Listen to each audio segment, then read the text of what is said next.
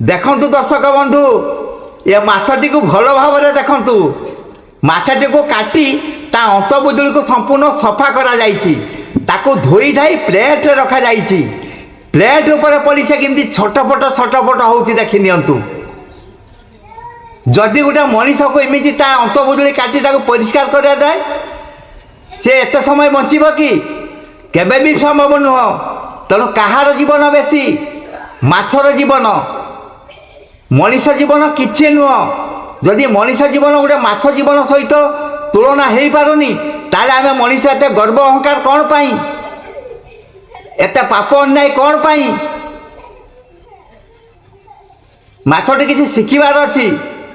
ଏ ମାଛକୁ ଖାଇବେ କ'ଣ ଦେଖିଲା ବେଳକୁ ଦୁଃଖ ଲାଗୁଛି ଯେ ଭଗବାନ ତାଙ୍କ ଦେହରେ ଏତେ ସମୟ ଜୀବନ ଦେଇଛନ୍ତି।